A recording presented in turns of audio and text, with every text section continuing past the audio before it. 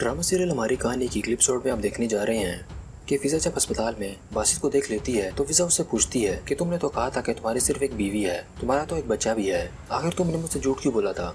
जिस पर बासित उसे कहता है कि तुम मेरी कुछ नहीं लगती। ये सुनकर फिजा उसको मारने शुरू हो जाती है। इसके बाद बासित उसे कहता है कि मेरी पहले से ही शादी हो चुकी है और मैं अपनी शादी से परेशान था, इसलिए मैं तुम्हारे पास सिर्फ टाइम पास के लिए आया था, और जब तुम जेल चली गई थी तो मैं अपनी जिंदगी में वापस आ गया हूँ, इसलिए अब यही मेरी जिंदगी है। लेकिन फिजा उसकी बात मानने को तैयार नहीं होती और उससे कहती है तुम इतने बुरे नहीं हो सकते, जरूर इसके पीछे तुम्हारे अबू का हाथ है। लेकिन बासित उसे कहता है कि ऐसा कुछ भी नहीं है, मैंने तुमसे झूठ बोला है और मैं अब तुमसे तंग आ गया था, इसलिए मैंने तुम्हें छोड़ दिया है। इसके बाद अब देखेंगे कि फिजा ये सदमा बर्दाश्त नहीं कर पाती और वो बार के अंदर चली जाती है और वहाँ पर जाकर वो शराब पीना शुरू कर देती है। वहाँ पर फिजा का वकील भी उसके साथ होता है और वो फिजा को घर ले आता है। इसके बाद वहाँ पर एक काली गाड़ी फिजा का पीछा करते करते फिजा के घर तक पहुँच जाती है और कुछ देर तक वहाँ पर खड़ी रहती है। असल में उस गाड़ी में बासित होता है जो कि फिजा पर नजर रख रहा होता है।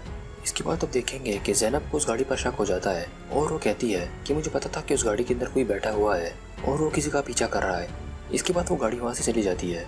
इसके बाद अब देखेंगे कि हिकमत जब घर पर आता है तो वहाँ पर पहले से जमील मौजूद होता है और हिकमत जमील को देखकर हैरान रह जाता है। इसके बाद हिकमत जमील से कहता है कि ये मेरी दोस्त है और यहाँ पर रहने के लिए आई है, ये कुछ दिन में चली जाएगी। हिकमत जमील से कहता है कि तुम इसके बारे में मेरी बहन को मत बताना। इसके बाद अब देखेंगे कि रहमत बासित के पास जाता है और बासित से कहता है कि मुझे पता है कि तुम किसी मजबूरी के तहत ये कर रहे हो, जरूर इसके पीछे तुम्हारे अबू का हाथ है। लेकिन बासित उसे कहता है कि ऐसा कुछ भी नहीं है, मैं अपनी फैमिली के साथ खुश हूँ। लेकिन रहमत उसकी बात मानने को तैयार नहीं होता और बासित से कहता है कि मुझे पता है कि तुम झूठ बोल रहे हो, मैं तुम्हारी मदद जरूर करूंगा।